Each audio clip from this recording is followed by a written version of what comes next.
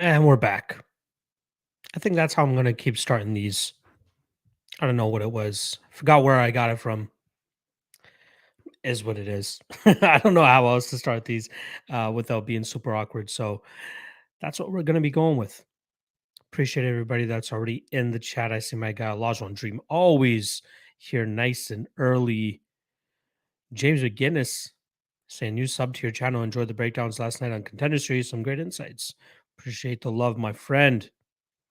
Lajon Dream saying, "Yep, I shouldn't have gotten greedy with the props and just went with your straight money line picks. Probably would have made a good amount still with just those two dogs."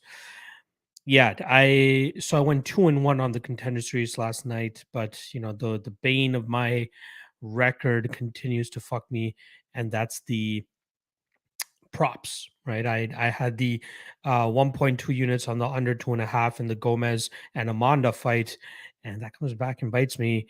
I gotta get away from those, man. I really do. I keep saying it week after week that I gotta stop betting props, stop betting parlays, and I keep getting caught with my hand in the cookie jar.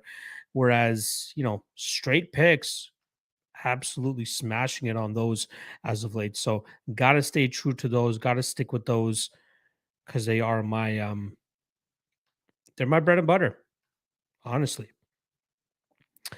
Um, right now it's straight picks plus 47.38 units, 4% ROI, and that's all the way back since way back. Gustafson versus Teixeira was my first ever tracked event. Yeah, straight picks is the way to go. Plus 2.95 units last night. Not bad. Um, there was something I wanted to touch on. Ah, so it came across me the other day, or at least yesterday, and I think in particular with the main event last night from which with Mick Parkin. I can't tell if he's going with Mick or Michael. I believe it's Mick now, but with the Parkin and Neves fight, I think a lot of people they just look at odds and then just automatically go with the guy that's favored, right? They'll look at, oh, Neves is a minus 200 favorite here. That must mean that the three knockout wins that he has on LFA sub 1 minute should be enough for him to go out there and beat a guy in Marco Parkin who hasn't really faced the best competition. But we got to look deeper than that. You got to look at the tape. You got to look at how these guys actually look getting the job done. And take into consideration, what if Neves doesn't land that big bomb early? Does he still get the win? Big question marks there, right? Um, Possibly the same thing with Wong Kim and Simon, right? Auto bets on the Wong Kim side because people aren't able to find footage on Simon doesn't make sense to me. Do not play chalk if you are uncertain about the other side.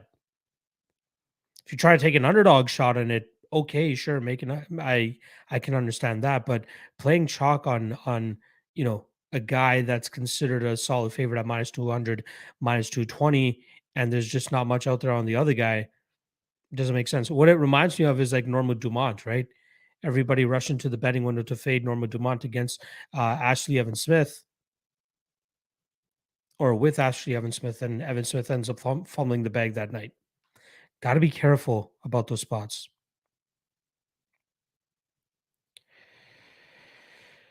So yeah, I was happy with those reads. What I'll always tell people to do when you're researching, especially the Contender Series, especially when you know nothing about these guys, pull up the tape at next. Shout out to the tape at next once again, and just start watching their fights from oldest to most recent, and then compare the two. The each opponent against each other, and then come up with your own line. Think of what you think the line would be based on what you just ingested. Then connect the dots with everything else. Connect the dots with the record, connect the dots with where they train, what the odds are, all that stuff. Then let yourself figure out which side you want to bet on. You know what I mean? Create the line before you actually see the odds yourself and then see. Like I legit thought Parkin and Neves was going to be a pick 'em fight. And even if it was a pick 'em fight, I still would have gone with the Parkin side because he just looked better on tape to me. You know what I mean?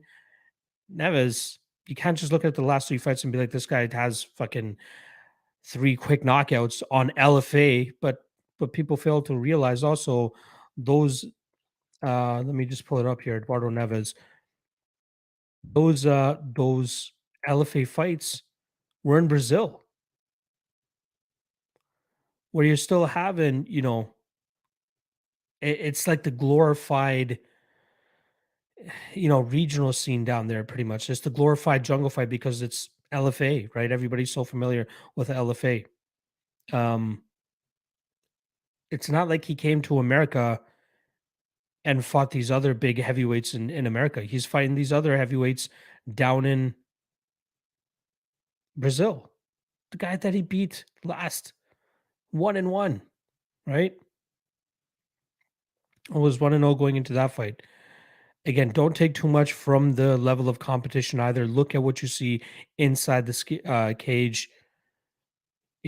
Another one that comes to mind is Ihor Pretoria, right? I was one of the guys that was saying, look at the level of opposition that he's going up against. Of course, he's going to smoke these guys, but I'm not paying minus whatever the fuck Ihor was at in that fight. I took the underdog money on Nikolai, who's actually had legitimate competition he's going up against and has shown us solid paths to victory. Here we go.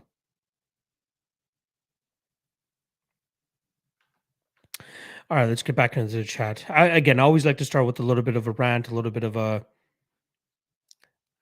just a just something to get the chat populated a bit, and then we can move on from topic to topic from there. Shout out to the classic MMA Lock of the Night mug.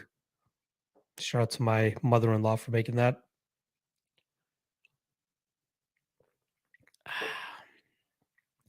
All right. Nathan saying, what do you think Frig's path to victory versus Leeches? Were you saying, by the way, everything good? Yes, sir. Appreciate the love. Appreciate you asking for me as well. Volume, possible submissions, stay away from the big strikes. I would recommend people go back and watch Tony Ferguson versus Rafael dos Anjos. Like that is a way that Ferguson can win decisions. Volume, control. He's not always just this wacky guy where he relies on submissions off of his back. I definitely won't be paying, minus 400 on Li Jingliang in that fight. He should go out there and get that win, but I don't know. Shout out to Aaron Quillis for the $10 donation. Break off some bread for Locke. If you cash on his insights, thanks, Spud. Most profitable Dana White Contender Series.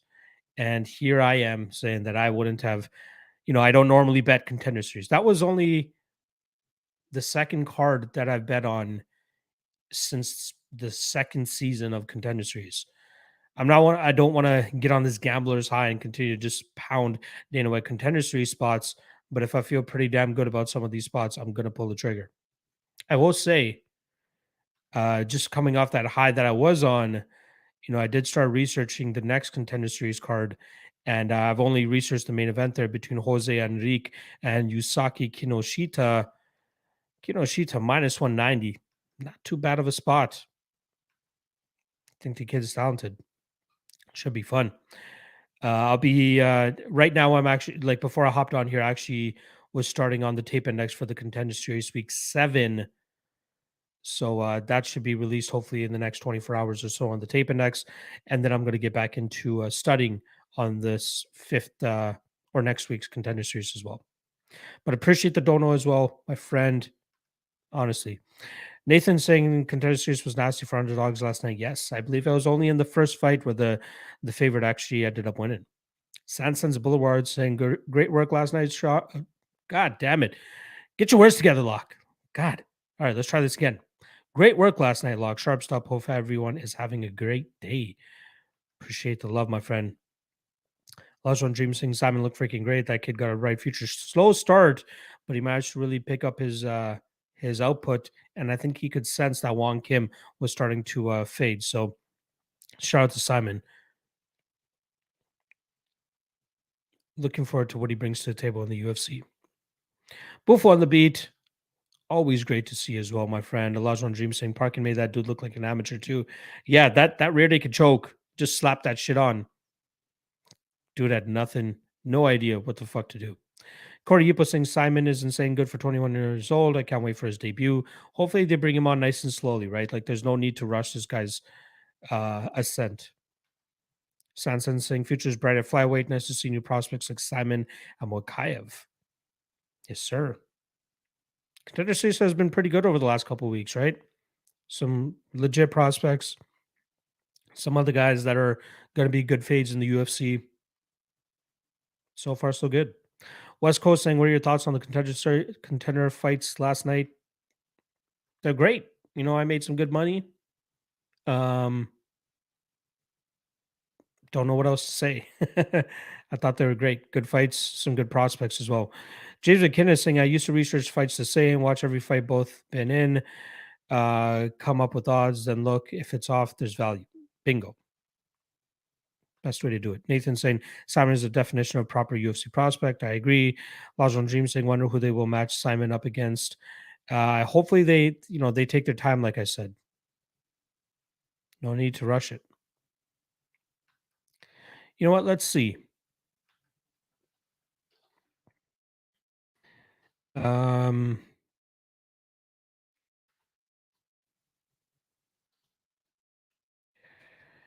Let me pull up the UFC flyweight division and see where they could possibly start this kid off with.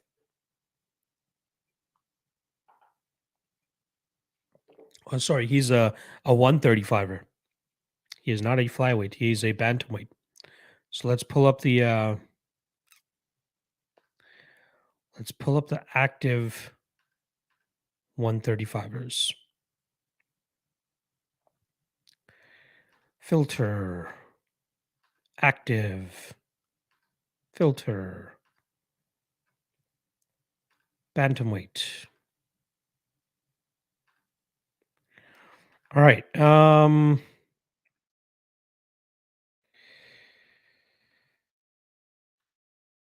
Man. Maybe like a Damon Blackshear. Maybe a Yusuf Zalal.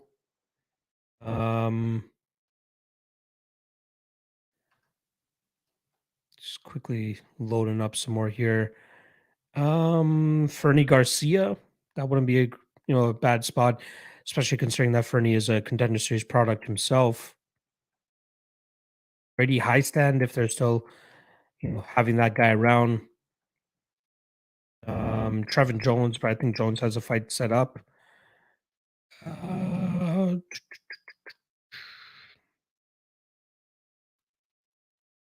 Martinez, if Martinez is still in the UFC. Kevin Natividad, Johnny Munoz. So some decent fights. Vince Morales as well. A couple guys that you could possibly give him.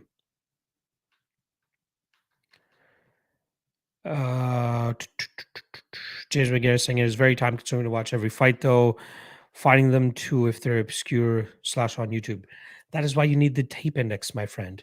Tape index pretty much we do the hard work for you guys. We search far and wide on the web to try to find all the fights for upcoming UFC events, Contender Series, Bellator, PFL, and we just line it up so that you guys can just, all you have to do is click on the fights, and that's all you need to do to research the fights. Pull up Tape Index, and we have all the links for you guys right there. You can just click on them and go right into the fight. So that's why the Tip Index is as hot as it currently is. John saying thanks as usual for the content. Thank you as well. John saying 280 best card I've ever seen. Can't wait. Hopefully it lives up to it as well. Sansons Boulevard saying initial thoughts on Nego Mariano versus Ulberg. Big step up for Ulberg seemingly. If you give me a good enough line on Nego Mariano, I will be taking a shot on him. He'll definitely be outstruck in this fight, but I believe in his ability to mix up the ground game, take Ulberg to the ground, and really grind him out. So hopefully they can give us some plus money on Negu there. Otherwise, I'm completely fine with passing on it. Problem Kid saying, I hate when I work during the lives. Good plays on Simon and Parkin. Thank you, brother. Appreciate the love. Glad that you're able to still pull it in here. Lajon Dream saying Mick was tapping Dana to look. There you go. I love it. Prison Mike saying, who would have bet Kim at those odds? Those who took him could have had profits last night. Couldn't have profited last night. Noobs. I don't blame anybody taking a shot on Kim. The kid looked good on tape, but like playing him at a certain line, if you're getting minus 150, sure.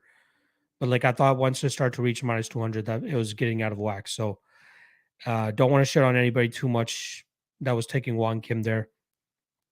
Simon seems to be the truth. Matthew Campbell saying, "Do you think the UFC will end up signing Amanda? He seemed like to like her and give her the win money." Yeah, apparently she said that she said, "Don't give me the win money, give me a contract." And he's like, "Get a couple more wins, and you'll be right back in the UFC. Trust me." So I don't think he gives her a contract right away. Maybe she gets another win or two. Maybe they bring her into LFA or something, and she'll be able to get her shot after that. Josh Benedict saying Simon needs to hit the body with punches, headhunting too much. I agree. I liked how active he was with his leg kicks. Let's give him some credit on that. But working the body a little bit would be nice too. But hey, can you really complain? The guy actually got the win last night. Lajon Dream saying, "Can you buy the UFC event posters? I kind of want to buy the 279 one. I think you can go on to the UFC's website and purchase it there, if I'm not mistaken." Why? House Troll checking in. What's good luck? Appreciate you stopping by, my friend. Zach Johnson in the chat. Appreciate you stopping by as well. Corey Yipo saying, if Simon was a flyweight, he'd look like he'd fight at Auschwitz. That's true. MMA betting prodigy. Appreciate you stopping by here. He's saying next week's Dana White Contender Series is very good. He's saying Blake Builder versus Alex Morgan is a great fight. I am very familiar with Alex Morgan, considering that he's a Canadian and fighting out of that Montreal scene. Um, Again, I've only taped the first fight. I've only taped, or at least the main event, I should say, between the Japanese kid and the I want to say Brazilian kid. Um, Pull it up here real quick. Funnily enough, actually, again, like I said, I was putting together. Um, together the index for Week 7 Contender Series, and the main event is actually a fight is between two Brazilians who actually competed before against each other. So this is a rematch. Weird that they're doing it on the Contender Series. Is what it is. But yeah, Week 6, I've only looked into Kinoshita versus Jose Enrique, and I'm liking the Kinoshita side there so far.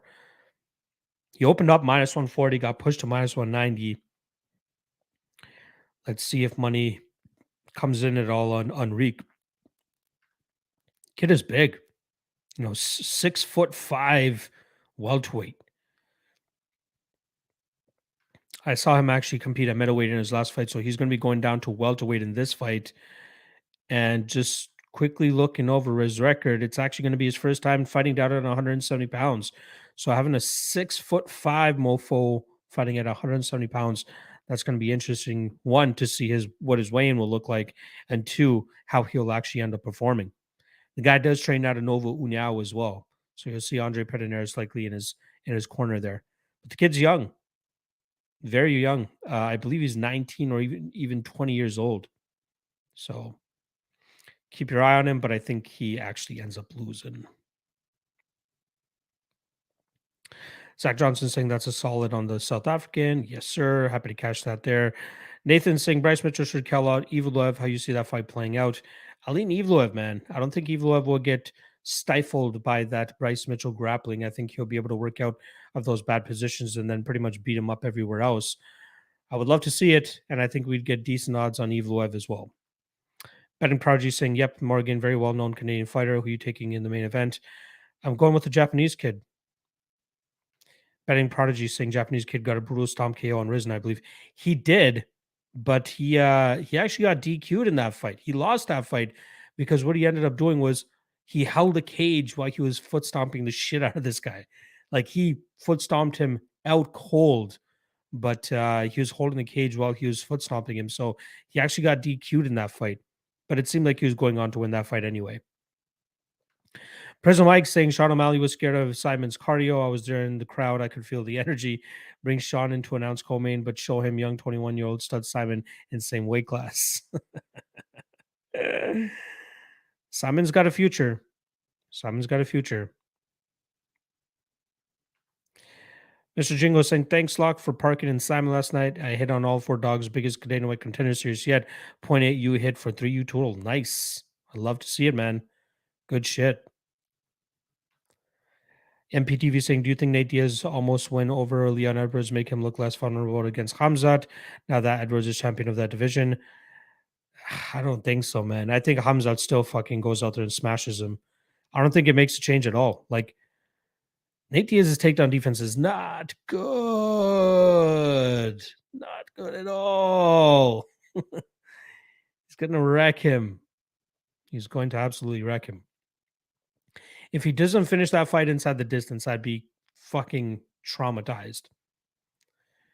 Lajon James saying, I just rewatched Burns Hamza yesterday. That fight was a lot closer than I remember. Sorry, guys, almost choked on my my spit there for a second.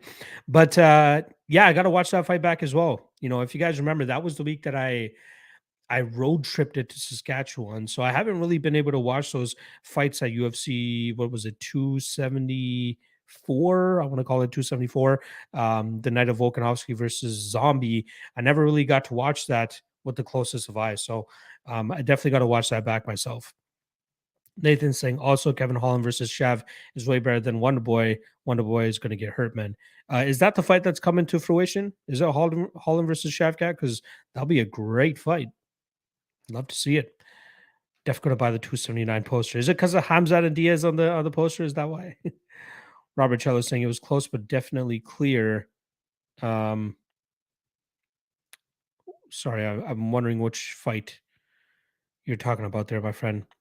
Corey Ipo saying, what do you think about Team France parlay at like plus 700 for Gan Tui fight night?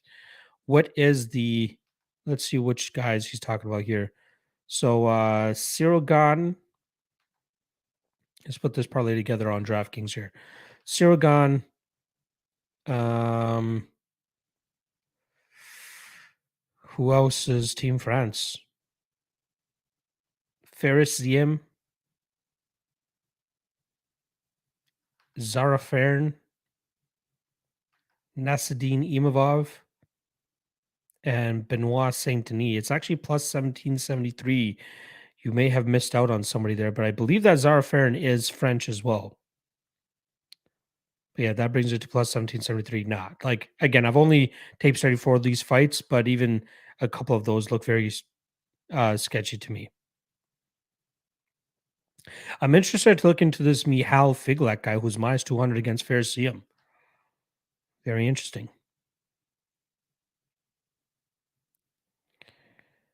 Prison Mike saying Mick Parking got my pockets barking. Let's fucking go. Bars from Prison Mike. Nathan Peters saying, no, I'm saying I'd rather see Holland versus fight than Wonder Boy. I think Wonder Boy is higher ranked and they're trying to move Shavkat up rankings. Fighting Holland is backwards. UFC won't do it. Yeah, both guys are on a bit of a run right now, right? Or at least have some hype behind their name. I'm talking about Shavkat and Holland. So I don't see why they would try to stoke the fire on either one of these guys by matching them up with one another. So I'd love to see it from an entertainment perspective. Just don't give Wonder Boy a grappler. Do Wonder Boy versus Holland. I would love to see that fight instead. Wonder Boy's got to stay away from the grapplers, man. Zach Johnson saying thoughts on Stoltzfus. I believe he's fighting that German Russian guy, right? Abusapian Magomedov. I know nothing about that guy yet. All I know is that he's a minus 250 favorite. So I'm going to be staying away from that until at least I run the tape. So I don't want to give you too many thoughts on that. Stoltzfus obviously came through last time against Dwight Grant, but we all know Dwight Grant sucks, right? We all know this. Okay. I think last fight was a perfect example of it. Betting Prodigy saying ton of fighters at MMA Factory for UFC Paris. Yes, they are. Interested to see how they perform being in front of their home country. Nathan saying they're trying to make Wonderboy versus Shavkat. I really hope that doesn't come to fruition. My guy Amin in the chat. Appreciate him always stopping by. MMA Betting Prodigy saying amount of debuting fighters on the card is absurd. Some of solid prospects. Let's see how many guys are actually debuting here. Well, Taylor Lapilus, Lapilus and Taha is actually off now. Lapilus suffered an injury, but Lapilus actually used to fight in the UFC. People may not know this, but he was a UFC fighter back in the day. Let me just see if I can pull up his record here for you guys real quick. But this guy has been around for a long time. Taylor Double Impact Lapilus, 18-3.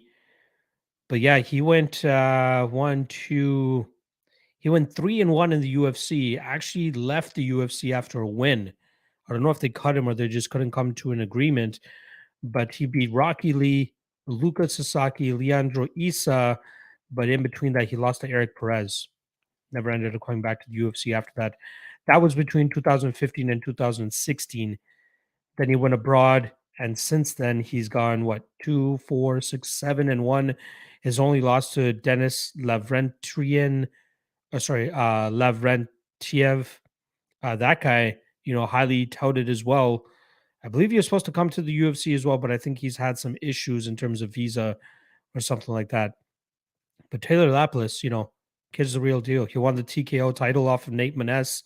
He's beaten Josh Hill. He beat Wilson Hayes on the regional scene as well. So looking forward to his debut. Unfortunately, it's not coming next weekend since he is now off that fight.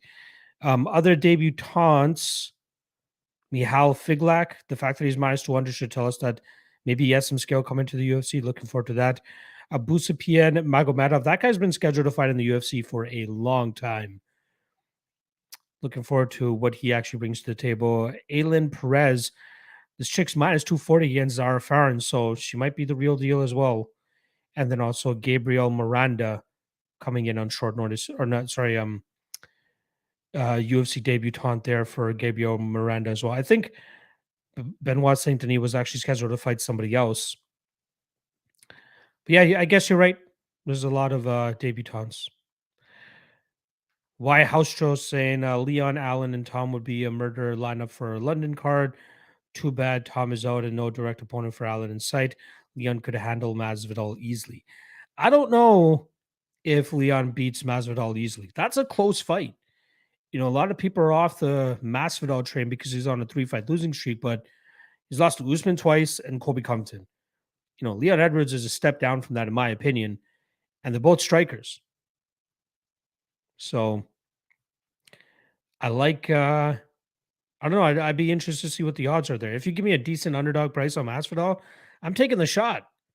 Let's not discredit Masvidal because, his public perception is not the greatest anymore. The kid can still compete. But yeah, it sucks that Tom's going to be out for a while. But Leon title fight would be great.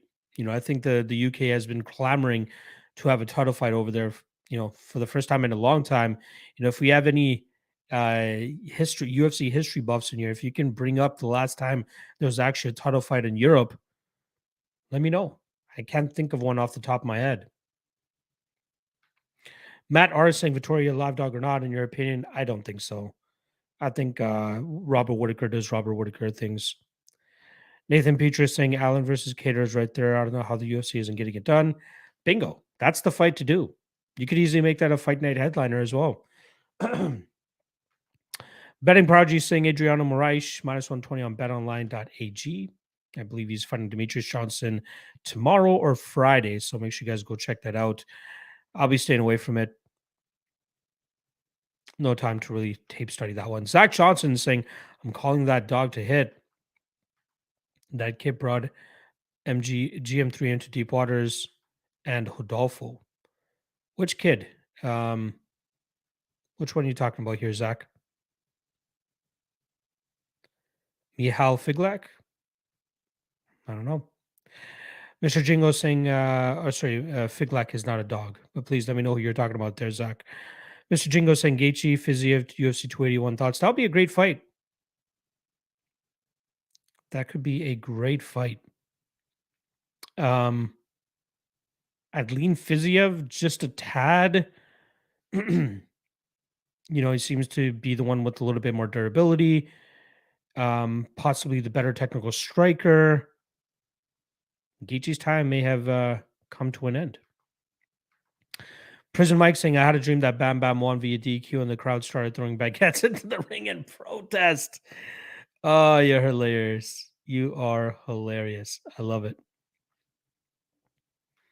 Corey Ipo saying, how do you think the Wood Jourdain fight goes, Lock? I'm thinking a lot of value in Wood, but I like Jourdain a lot. I agree. I think Wood is the spot here as an underdog. I'm going to actually be running the tape on that later today.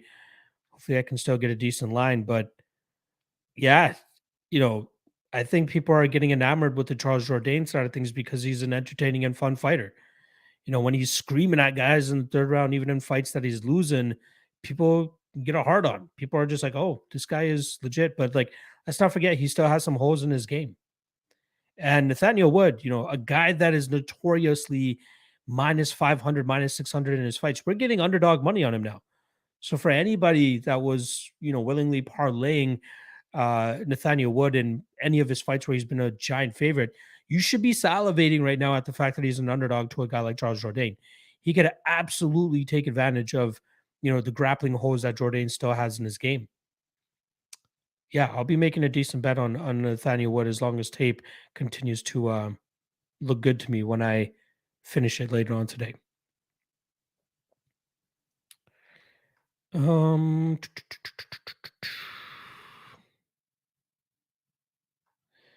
Nathan's saying Gaethje Physio stylistically is probably the most entertaining matchup. It is. It is. You know, outside of Gaethje Chandler, which we knew delivered as well, that should be a fun fight. Robert Cello saying, could Vittori pull an Aldo Rob versus Rob? I don't think so.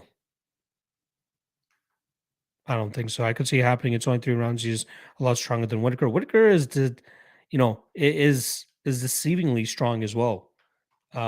Better wrestler, better striker. Don't really have to worry about the KO power of Vittori. I don't mind. I don't mind Whitaker, man. Zach Johnson saying he was referring to Stoltz, who's better competition. Dude hasn't looked bad in losses. Yeah, he did drag Vieira and GM3 late into those fights, but got finished in those fights in round 3, right? GM3 seems to be a usual suspect in terms of getting a round 3 finish, but losing to Adolfo Vieira the way that he did, not a good look. I got to look at this Magomedov guy. You know, Stoltzfus is decent, but let's not just base Stoltzfus off of what we saw, you know, against Dwight Grant or even those Vieira and GM3 fights. If this Magomedov kid looks good, he might be worth the chalk.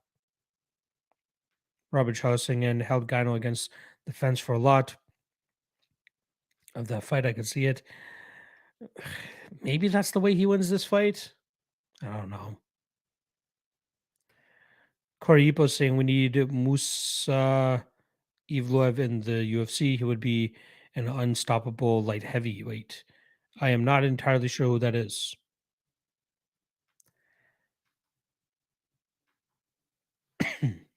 Vittori by decision is good odds, split decision. Man, I'd be surprised if Vittori wins that fight. Nathan Peters saying if Hooker opens up as an underdog, you think there's any value there, or is this guy about to go on an absolute decline? He should be Claudio. He should be Claudio. If he's an underdog, there should be value on Hooker there. Um, especially now with the back at 155 pounds. I lean Hooker there, but I don't know if I want to trust the guy, to be honest. Matt R saying my mind says Jourdain, but my heart still says Jourdain. Take Jourdain then, my friend. Take Jourdain. Nathan saying I parlayed Vittori and Buckley with Gone. And if Ty gets above plus 700, I'm back up parlaying Ty. Hashtag gambler, hashtag the payout though. You are a savage degenerate, my friend. Good luck. I don't think it hits though. Zach Johnson saying watch his last PFL fight. He was dead in 15 ticks. Wow. It has been a while since he's fought though. Yeah, let me just pull up his record here real quick. 24, 4-1, 31 years old. Last fight was December of 2020. So he's coming up on 2 years of being outside the cage. He was scheduled for 3 fights so far, or at least 2 fights since 2020. pulled out of 2 of them. Let's see if he actually steps in the cage next week. But yeah, he lost his last PO fight. He got knocked out by Lewis Taylor, 33 seconds. It's not bad. Like, everybody gets caught every now and then. Usman just got caught, right? He's beating Sadabu C. Went to a draw against Gassan Umalatov. Finished Danilo Villafort. What other names look familiar here?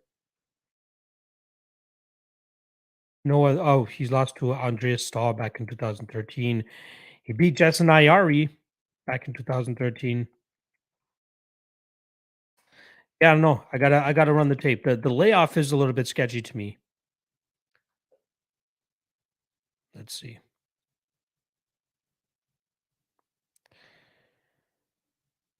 Bad news bandits saying how silly stupid was it for Saldana to not win by TKO in the first round against Woodson. He had him hurt. Yeah. Very unfortunate that he did not um follow up with anything other than a knee to a grounded opponent because he could have won that fight. That sucks.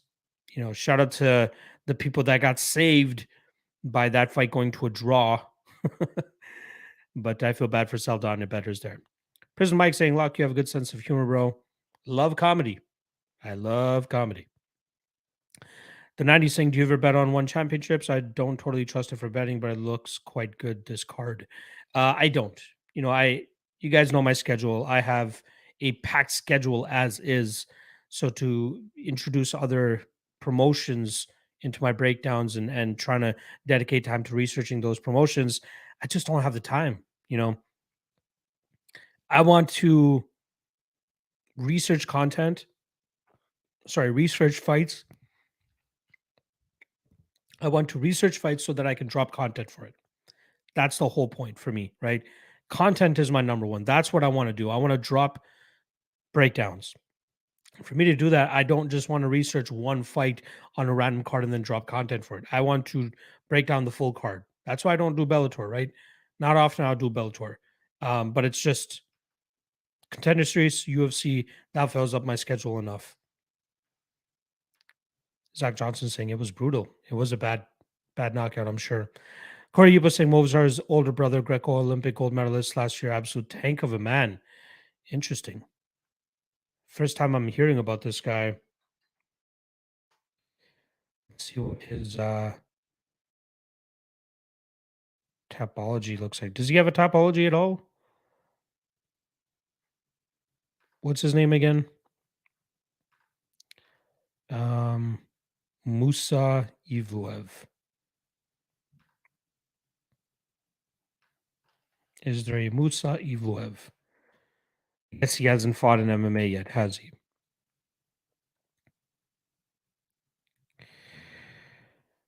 Tyler Rose saying I can see a way Danny Henry beats Hikaru. How much? I don't even think minus 400 is that bad. Unfortunately for you, Tyler, I guess you missed the news that Danny Henry is injured and that fight is now off the card. Matt R saying Saldana threw a knee to the head of a grounded opponent. Bad news. Woodson should have took the dub. Got to play the game. Yes, he did. White House Troll saying Bobby Knuckles' run to the title was called Murderer's Row for a reason. Vittori might get stopped in his tracks. Bobby Knuckles is still the real deal, and he's still young. He's only 31 years old, right? So it's not, write this guy off yet. And Vittori, he's gotten some decent opposition on his run to the title as well. If you want to look back at his run, let's say just since his first loss to Israel Adesanya, he beat Cesar Ferreira, solid win there. He beats gassed out Andrew Sanchez, okay. Mentally defeats Carl Roberson even before getting into the cage, beats him there. Jack Hermanson, couldn't get anything done against the more active Marvin Vittori. Kevin Holland, come on, we all remember that fight, right? And then the Paulo Costa fight, he was fighting a deflated and unmotivated Paulo Costa. This is Robert Whittaker he's dealing with, though. So tough fight.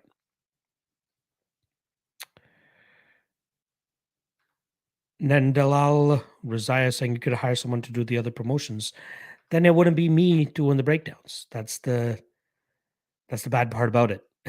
I want to control as much of what I'm doing as much as possible, right? I don't want to pass off work onto other people, really. I love doing what I do, and I need to continue to realize that I can only do so much.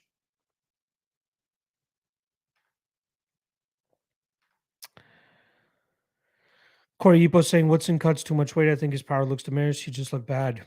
I'll be fading him. I don't know why I keep yawning. I swear I had a good night's sleep. I apologize.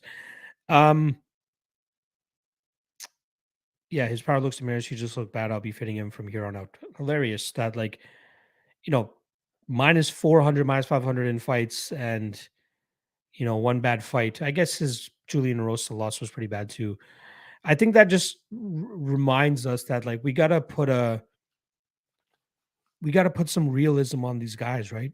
When we see them as such big favorites, we just think that they're unstoppable and they're one of the best fighters, but we got to be careful. Don't overvalue guys just because they look good in certain fights. See how they match up against guys and go from there. And again, even with Woodson, see who he matches up against, then go from there. Bad news saying, yeah, I understand what he did. I'm talking about the strikes after he had him rocked. He didn't do anything on the dude had spaghetti legs. I'm surprised he didn't go for it either. MMA Jesus saying Victoria Whitaker has a better chance of beating Alex Pereira. Who has a better chance of beating Pereira? I'd say Whitaker. I don't know. Whitaker or Vittori. Like Vittori's durability is nuts, so he might be able to take some shots better than Whitaker. But I think Whitaker has better wrestling than Vittori, so maybe he's more successful in getting Pereira to the ground. I don't know. I'd probably passed. Last one. What's your take on Ferguson getting back in so soon and given the opponent? I think the UFC just gave him a bunch of money and said, "Hey, we need to bolster up this UFC 279 card. You know, here's the list of guys that we're going to give you. Well, we're not even expecting you to cut down to 155 pounds. You can fight at 170. Just fight for us, please." And that's why I think he's getting back inside the cage. So tough, considering he's fighting a big power puncher like Li Jing Liang. But yeah, I won't be playing that side either way because I'm expecting Lee to be a huge favorite and Ferguson very tough to trust him at this point in his career. Corey was saying, "You're the GOAT. What you do, Lock? Thank you, brother. Truly appreciate the love." Tyler Rose saying, "Wow, how many fights are falling off this Paris card? They got to add something else to it. Was going to parlay Hamos and Whitaker." Well, you're going to have to look for other spots, my friend. I believe there's only 10 fights on this card now. 1, 2, 3, 4, 5, 6, 7, 8, 9. Yeah, only 10 fights on this UFC Paris card next week. Speaking of only a certain amount of fights, the September 17th card has 16 fights scheduled for it. 16. That's the Corey Sandhagen and Song Yadong fight. But I don't think I've ever seen so many fights scheduled for a card. I remember one time we got 15 fights on the card. It'll be amazing if all 16 are able to stay on to this September 17th card. Also, shout out to this fight being in Paris next week. Early start time, right? I believe they're going to be kicking off prelims at noon Eastern. Always love when they're early. But I will be in Montreal, funnily enough, during that weekend, as it is Labor Day long weekend up here in Canada. Lazron Dream saying it feels so empty without UFC this weekend. I totally feel your pain, my friend. I feel your pain, but it's nice that we had Contender Series last night. We'll have another Contender Series next week.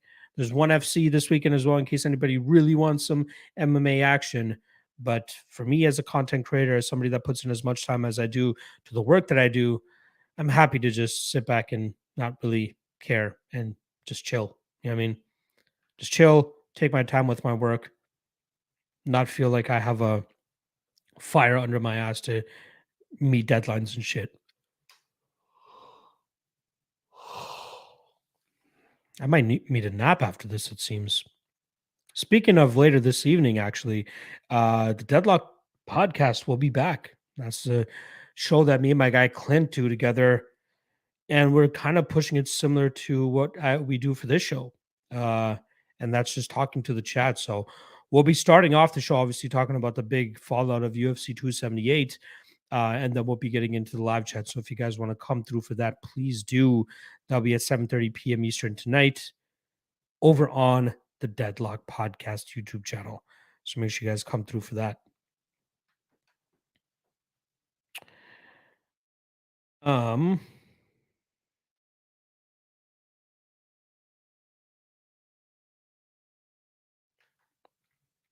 Seems like I've caught up with the live chat. We still got about 15 minutes in here with you guys. My guy Elijah on Dream is obviously going to pop by for that. Appreciate the love as always, my friend.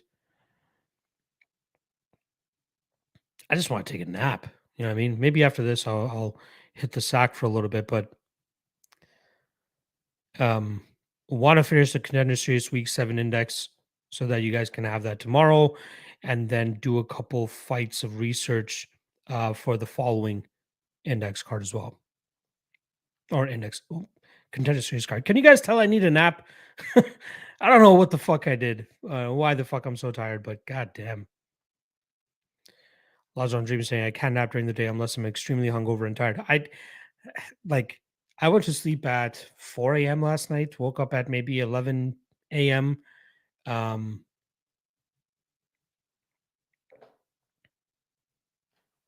I just need to sleep, I guess.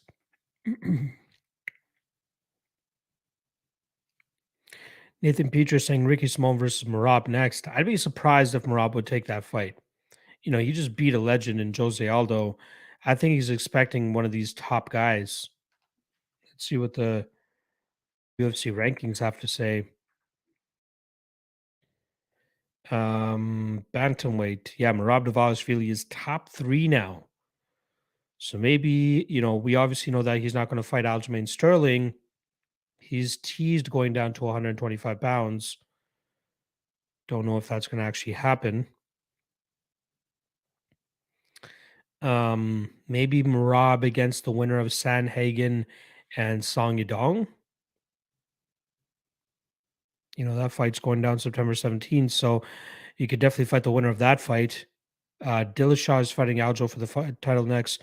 Petr Yan's fighting Sean O'Malley in October. Maybe Merab versus Chito Vera.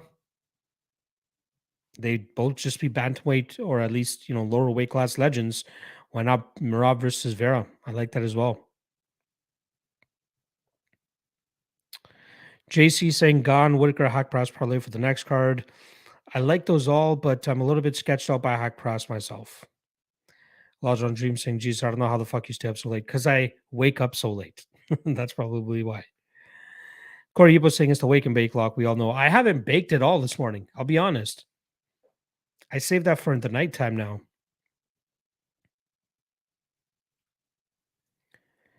Lodge on Dream saying I'm knocked by 11 every night. There you go. Why House saying, hey, Lock, is Tuivasa a live dog or gone too fast and smart for him to get trapped and mauled? I do not think Tuivasa is a live dog. I think the only way you could possibly play that fight is Tuivasa by knockout. But even then, I really don't think he's going to get it done. I'm going to be looking forward to seeing what the Gone by sub prop is, because I think that would look pretty good. Over under is set at 3.5. You know, if I wasn't getting fucked by props left and right over the last couple of weeks, I'd probably look at the under 3.5 in that spot. Over 2.5 for Vittori Whitaker is minus 265.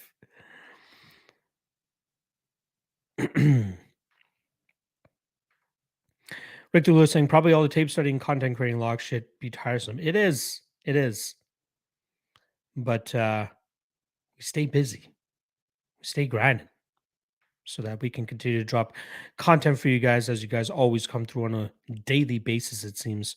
Love seeing you guys in here every single day. Elijah on Dream saying dope new Untold Story series came out yesterday too, all about the rise and fall of An One. I started the beginning of that, but you know, I changed up my mind about like 5 minutes into it, but I'm definitely going to be watching that. You know, I was a big And One guy back in the day. I loved And One. Shout out to And One sneakers when they had Vince Carter I think he wore them for the dunk contest that he won that year. I think the year 2000 or 2001, but fuck yeah, I'm totally in. Super nostalgic feeling seeing some of the names that they were bringing up. The Professor, Main Event, Escalade, fucking Hot Sauce, Skip to my Lou. Shout out to Ray Olsen, former Toronto Raptor.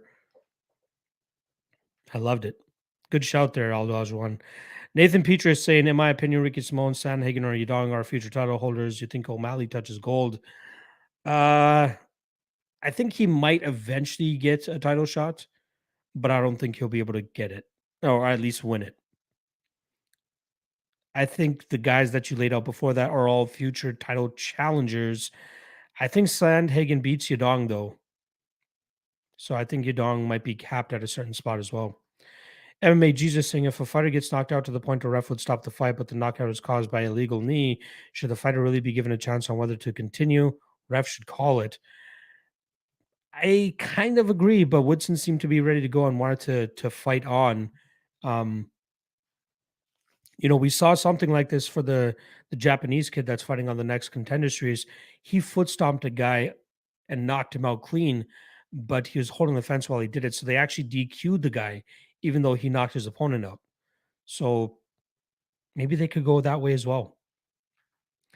Laws on Dream saying makes sense. I'm passed out by 11, but wake up at 6:45. Yeah, I am not a morning person at all. If you guys remember, if you guys have been following me for over a year now, you guys know I tried being a morning person. I just cannot do it. I cannot do the morning thing. I love the nighttime. I love to work at night. The whole house is quiet. That's where I like to get most of my work done. Corey Ipo saying, I hope Cejudo gets a shot versus Volk. I think he wins Triple C, the real deal. I don't know if he beats Volkanovski personally, but I'd love to see it as well. But I don't want to hear Cejudo's name until something is actually set in stone, because I'm tired of hearing about these guys who just don't fight. I'm tired of hearing about John Jones. I'm tired of hearing about Henry Cejudo. These guys, Conor McGregor. Get a fight signed, then I'll be excited about the return. Narco Cop in the chat. Appreciate you stopping by. Dana White Contender Series. I'm coming through. I'm coming through. MMA Jesus saying I got the over 1.5 in his numbers as Charles. Then a couple hours later, my bookie changed it to over 2.5. I feel special. Well, it should always have been set at 2.5, and I'd like the under personally. I think we're going to get some violence early in that fight. Lajon Dream saying and one mixtape tour was sick too. I loved it. I loved watching those. As a kid, it was fucking amazing. JC saying, what's your 3-legger parlay for the next card on top of your head? I've only researched 4 of the 10 fights so far. I likely won't be making a crazy parlay for this event, but just off the top of my head, I'd go Gone, Whitaker. Man, I can't give you anything else. Maybe Benoit Saint Denis and Imavov, but I haven't taped Island Prez. I haven't taped Magomedov. I haven't taped Figlak. I don't trust Hack Prast. Yeah, that's the 3 I'd go with.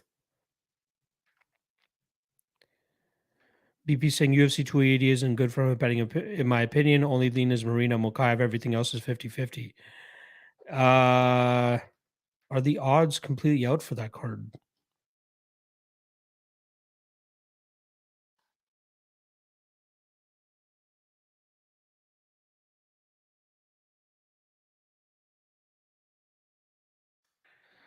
For some reason they have it listed as UFC 281, and there's only 1, 2, 3, 4, 5, 6 fights with odds on them right now, right? I'm gonna be seems like there are props for Oliveira and Makhachev under 2.5 at -160. That's the spot that I'd be looking to hit. Give me under 2.5 in all of Charles Oliveira fights, and I'll always bet them. Always. Brady maybe -130. Got to watch the tape on that. I like Marina Rodriguez at -155. Makayev at -800 on certain spots. That's hilarious. TJ Dillashaw +140 could be a good shot. Might be taking an underdog spot there. Lajuan Dream saying Just love the morning routine of coffee and wake and bake. I don't blame you for that. Reese Pulfer saying, "Hey, Reese from Ankle Pick Pod. I watch you every day. I love this. Appreciate the love and support, my friend. Great to see you in the chat here, brother." Papa Chuck saying, "Matt, pretty glad to catch Lock Talk today. We only got 5 minutes left, my friend. So if you really want to watch it, you'd have to hit that rewind. But I'm about to hop on out of here." Urban Man New Jersey saying, "Mick fucking Parkin, let's go." You already know, my friend. Detective Allen saying, "Gone is a very solid pick. Yes, but he is minus 600. Maybe look for a prop in that fight." Nathan saying, "I'm tired of hearing this name, John Jones, too. It's brutal. He barely beat Reyes via decision, and Reyes is up to fight Ryan Spann. Fuck out of here." Hey, I think that John Jones is still one of the greatest fighters of all time, but at a certain point, you got to step in the cage and start fighting again. Corey Ipo saying, 280 too far to even talk about. Hey, it's on my birthday as well. Like, it is legit the same day as my birthday. So, great birthday gift from the UFC to me. Maybe I'll do a live stream or something that day while I'm watching the fights and getting fucked up with you guys. Maybe. JC saying, "Do you think Imavov versus Buckley is a close fight?" I do not. Well, I think the odds are somewhat correct where they're at. Like, I would rather, like, if I were to bet Imavov, it would possibly be closer to about minus 200 than minus 260. But I think he wins that fight.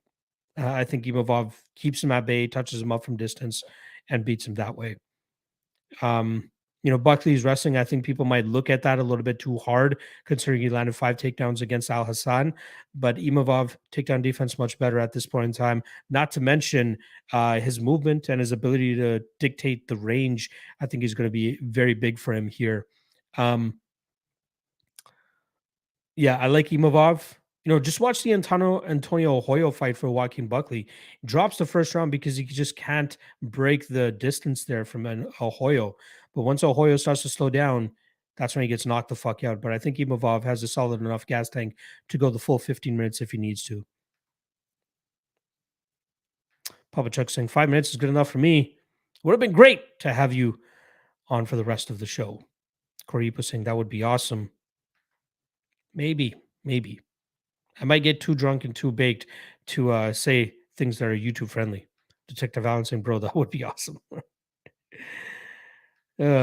Maybe I'll get a bunch of super chats that day because it's my birthday. People trying to give me some love. We'll see.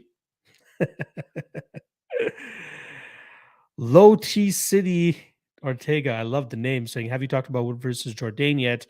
A bunch, but I'll just give you the cliff notes here. I like Wood as an underdog. Got to finish the tape later today, but I will likely be taking a shot on an underdog spot on him here. A lot of people like to parlay him as heavy chalk. If you're not playing him as an underdog here, it just goes to show that you're just happy to play heavy chalk on any guy. Wood has decent skills. Jourdain, entertaining fighter, but the hype on him is more so based on his entertainment value, not the not his in-cage capabilities. Aaron asking, "What do I think about Yanni the Greek?" I love Yanni. Have only ever had positive interactions with him. I think the narrative out there, the fade, the Greek type of thing, and everybody always talking shit about him. The guy, I think he's more so bet for team sports because he's very statistics driven and numbers driven. And I don't think that really plays into MMA as much. And, I think that's why he gets the shit. But like, again, I've had the show. I've had the guy on my show. Back in the day on the Ultimate Wayne show. I have a good rapport with him. He's been nothing but good to me. I just think that the cool thing at this point in time is just to keep saying fade the Greek or just talk shit about him. I'm not gonna be involved with that stuff. I'm not that type of dude. He's good on team sports, maybe not so much recently with the MMA side of things. But he has the platform, and that's why I think people are hating on him. Lajon Dream saying, "I actually like Yanni's perspective on betting." There you go. JC saying, "Have you been in Circa Vegas?" I have. That's where I got that hat from. Actually, shout out to Nick Kalikas, right? The co-host of the On the Line podcast or show with Yanni the Greek. But Nick Kalikas, works for Circus Sports. He's the odds maker over there, and helps with a lot of their money management and risk management there. But when I went to Vegas last year, the guy, I believe it was the Thursday I got out there, we got together at Friday, we got together at Circa and just got shit faced together, talked fights for hours and hours. And then after the fights that I went to at the UFC the next day, I had to go back to Circa that same night to collect my winnings from the bets that I had made there. And that night, after the fights had ended and after his shift had ended, he just hit me up. He goes, "Hey, come through and I'll show you the behind the scenes of all this stuff." So I really got to enjoy myself, seeing the behind the scenes of Circa, how they, move lines and move odds, all that stuff, seeing all these crazy bets. Like you'd be surprised, like the people that post their bets on Twitter isn't even a fraction of the people that actually make bets. That's something that we always have to remember, right? But there's so many guys out there, and this is the weirdest thing that I've ever seen. There's so many guys that are putting thousands and thousands of dollars on heavy chalk lines, specifically on specific golfers to not win tournaments. So, like, they'll bet minus 800, minus 2,000, and they'll put like 40 grand on it that this guy's not going to win it, or that this guy's not going to win the golf tournament. That's where the money comes from. It's hilarious. But yeah, shout out to Nick Kalikas, one of my favorite guys. I was starstruck when he followed me, a couple years ago now, but we stayed in touch a lot. I've done a little bit of work for his website. But when I went down there to Vegas, he was the one that showed me a lot of great love, big hospitality. That's why I'll rep the Circus Sports. Say that I work for the bookies. Say it, because I'm wearing a Circus Sports hat, but it was because out of love for my guy Nick Kalikas. And yes, in terms of the Circus Sports sportsbook, amazing, fucking amazing.